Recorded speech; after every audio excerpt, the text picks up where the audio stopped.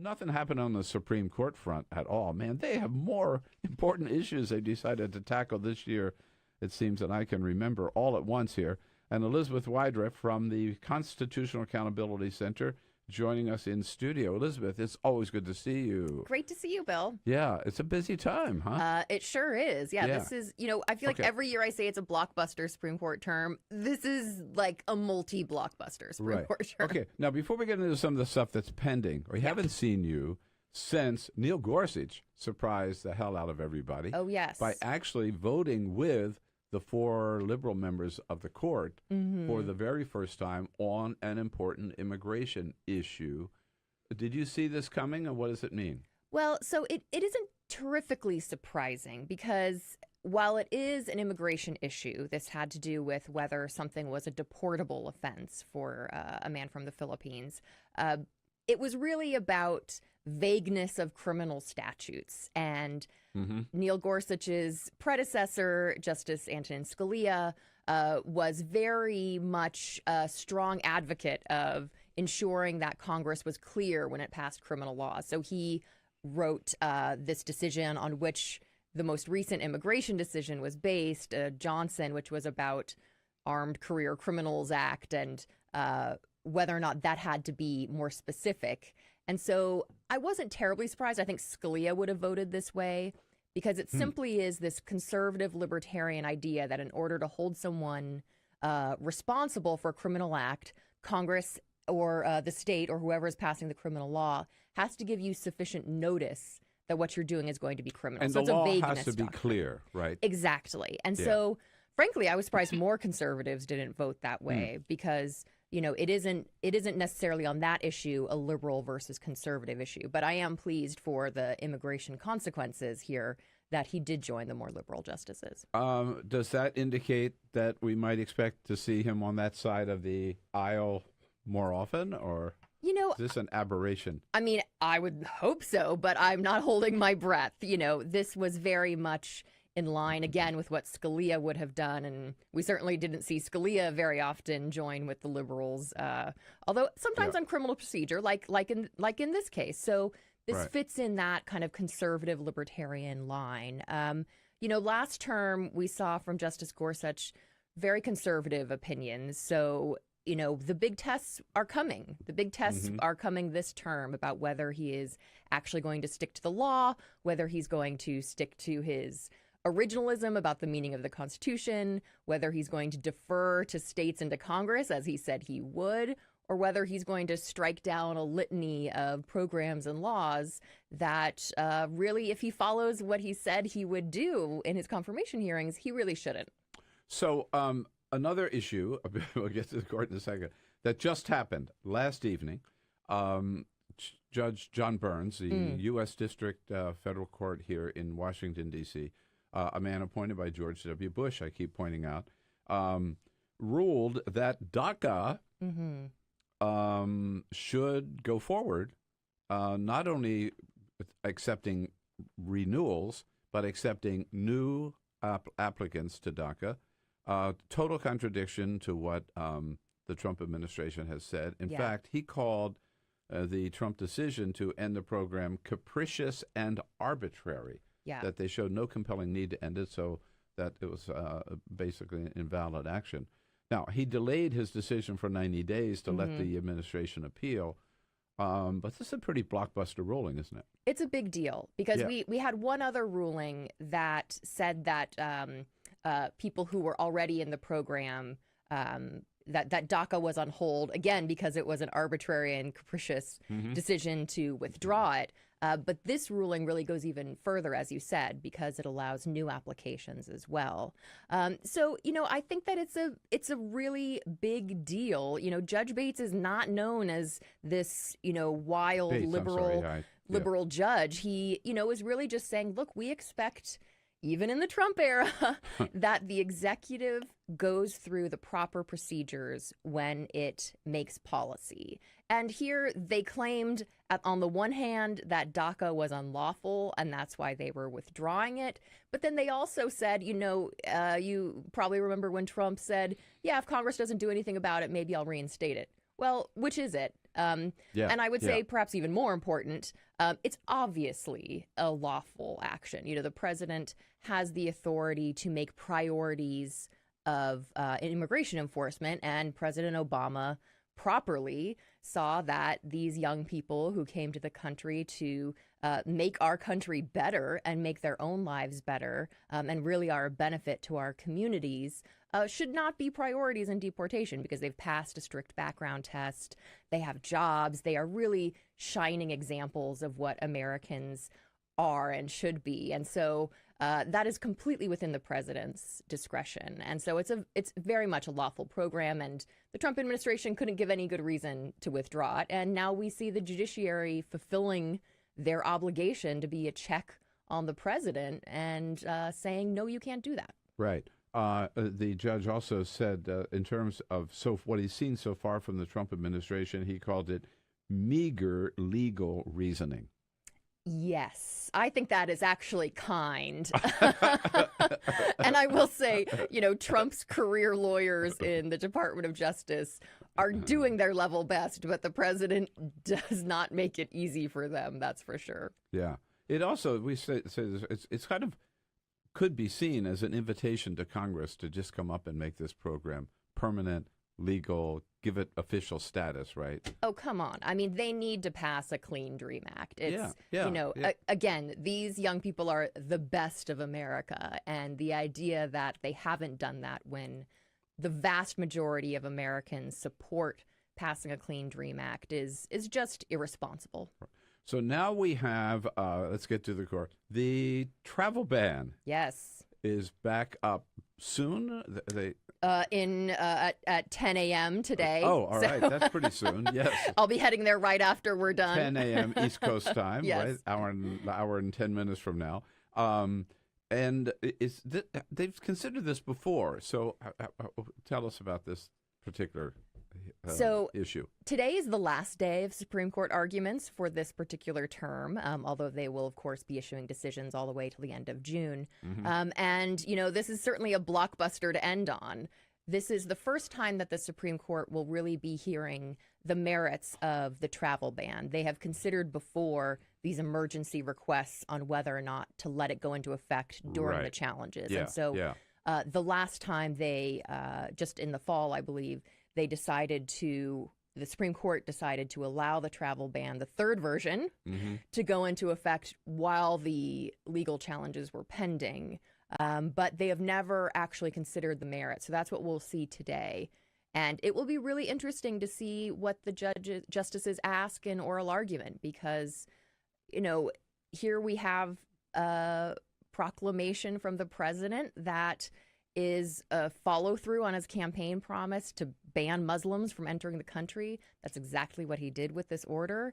And we have a conservative Supreme Court who professes to be vigorous in their defense of religious liberty. Well, this is a clear discrimination on the basis of religion here. And so the White House is arguing, what I understand, among other arguments, that this is not a travel ban, even though the president said what he wanted and what he delivered was a travel ban. Exactly. Right. So is it a ban or not a ban? Right. So the Trump's statements could come home to haunt him, or at least haunt his legal team. Oh, absolutely. And again, this is, you know, some of the lawyers who are making these arguments are very good lawyers, but their client makes it really hard for them because, yeah, they want to come into court and say, oh, no, we're concerned about national security. This has nothing to do with religion. But then you have Trump saying, you know, yeah, I wanted to get a Muslim ban in place. And so I asked my lawyers, how do I do that to make it look okay? And this is what I came up with. Yeah. So, I mean,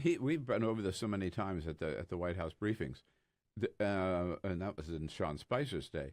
There's no doubt. I mean, before and after it was done, the president called it a ban. Yes, absolutely. You use that word. And, you know, his comments are important. So the Supreme Court has held over and over that when you're considering whether a certain policy or practice is discriminatory, the context in which that policy was created matters. And so that's why President Trump's tweets and his statements all are relevant to this inquiry because, you know, you could have you rarely have evidence, frankly, this clear that something was passed with discriminatory intent. So they have to, I'm just looking, in terms of a timetable, they hear oral arguments today. They'll have a month, really, to write this decision. Yes. Yeah, and I suspect this one, of course... To make it and to write it. Right. Right. You never know. The Supreme Court can do whatever it wants. I suspect this one will be... 2 months, end of June. Yeah, right? the very end of June, because it's an incredibly important case, and they're hearing it on the last day of arguments. So I would suspect this one will come out probably the very last day of the term All in right. June. So the Trump administration are the defendants, right? Yes. Who are the plaintiffs? So in this case, there have been many, many lawsuits filed against this unlawful ban.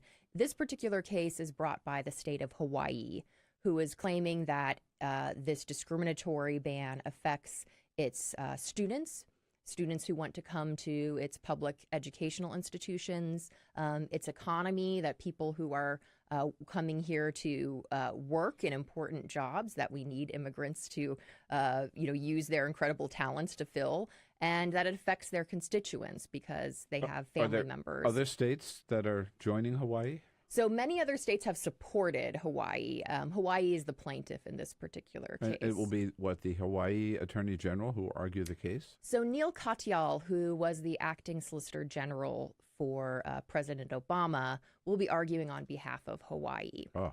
And, he famously perhaps apologized on behalf of the federal government for the Solicitor General's role in convincing the court to uphold the internment of Japanese Americans in the Korematsu case. And so I think the fact that he's arguing this case shows that the court doesn't want to be, again, on the wrong side of history when it comes to discriminatory actions against people who have immigrated to this country or would like to immigrate to this country. So he what is his role again with the Japanese internment? So when he was acting Solicitor General under Obama, he took it upon himself to speak for the government, obviously with President Obama's authorization, to apologize for any role that the Solicitor General's office had in misleading the Supreme Court about the effects and the reasons for the internment of Japanese Americans during World War II, which was upheld by the Supreme Court as lawful. But not his office as solicitor. Gosh, no, it was in the past, But I think it shows that, we have had dark moments in our history, and we passed a law in 1965 in the Immigration and Naturalization Act that said immigration law cannot discriminate on the basis of nationality. We have seen that before in certainly the treatment of Japanese Americans, but also at the end of the 19th century, excluding Chinese people from coming to this country. And in 1965, we said clearly, no, you cannot do that. It has to be, if you're going to exclude someone, it has to be based on something they've done rather than simply where they're born. And so not only is the travel ban in this instance unconstitutional because it's a discrimination on the basis of religion, it's also, frankly, just unlawful under the governing immigration statutes because, Trump supporters like to say, oh, immigration law gives him, unfettered discretion. Well, no, it gives him very broad discretion, but we have parameters. And one of those is this 1965 immigration statute that says you cannot discriminate on the basis of nationality. On the basis of nationality, right. The Supreme Court recently heard arguments related to, and this kind of ties back to Donald Trump's attacks on Amazon, related to internet companies charging sales tax. Yes. Yeah. This issue's been around a long time, and I remember debating it with friends years ago about whether or not if you buy on the internet, you should have to pay the state sales tax. Mm-hmm. Right. And, there are a lot of, the Supreme Court hears a lot of cases. Some cases are really big and affect our values and our neighbors. And some cases maybe aren't as big in terms of constitutional principles, but affect our pocketbooks. And that certainly is one of them. Absolutely. Right. I mean, think of how many things you buy on Amazon. I feel like I get a package every day. So who are the two sides in this thing? right? Yeah, so you have, there are a lot of folks who, frankly, a lot of states who are interested in getting that sales tax. And then you also have, competitors of Amazon who think they're getting an unfair break. Right. But Amazon does collect the sales tax in states. Correct, Peter? I remember Bezos. I mean, some don't. I think Amazon don't, didn't for always. sure. Yes. But now they do. Yeah. I don't want to speak on behalf of Amazon. No, Amazon does. Amazon does, but not all Amazon- states do the state tax stuff. Yeah. Yeah, right. And so there are businesses. So some businesses say if they have to pay the sales tax, then they'd go out of business. Yeah, I mean, there's a Which big. I find to be a strange argument. I mean, look If at they Amazon. can't- They collect sales tax, but they don't pay taxes. So There you go. Yeah, right. One way or the other, they're Right. cheating on their taxes, right? But it seems to me if you can't sell a product and then pay the sales tax in that state, you ought to go out of business. I don't know. I'm not on the court, but I think it's a hard argument to make. But I used to argue just the other side because as a consumer, Right. I buy a lot of stuff online, and I thought it was great not to have to pay the tax. But Right. but the fair part is, Yes. if you're selling a product in that state that has a sales tax, Right. unlike Delaware, which has no sales tax, state has a sales tax. Everybody, it seems to me, in that state selling products should have to pay. Right. I mean, I think Amazon thinks of itself as this, floating in the ether, magically procuring Right. boxes at your doorstep. Any indication from oral arguments, although we've talked before how you cannot read too much Yeah. into oral arguments, but was there any indication whether how the justices would split on this one? I wasn't at that argument, but I can't think based on their previous rulings that there would be a clear delineation of where they would go in the future based on that. Could Maybe go any- it depends on how much they order from Amazon. Yeah, that could. There's another reapportionment case in front of them. Yes. Texas. Mm-hmm. And we've seen state courts rule in North Carolina, in Pennsylvania, in Wisconsin. Well, the Wisconsin case is front, and now Yes. Texas too, right? Yeah, on the so court. just this term alone, we have a gerrymandering case out of Wisconsin and Maryland, and then we have this right, I case forgot Maryland, out yeah. of Texas, which is about racial line drawing in drawing districts. So this is a major theme of the court's term, whether or not in our democracy it's the voters who choose their leaders rather than elected officials choosing their voters. That's a huge issue in the Wisconsin and Maryland cases. And that has to do with partisanship, drawing lines on partisan lines. Right. But they could totally revamp the way district lines are drawn in this country. Absolutely. With some guidelines that would say it has to be done by some independent commission, perhaps not by the politicians. We'll see how far they are willing to go. Well, if you're going to get your seat, you better get... I know, right? you better get moving. The Constitutionality Center, it's theconstitution.org, Elizabeth The Wydra. USConstitution.org. USConstitution.org. We've got a new website. Check it out.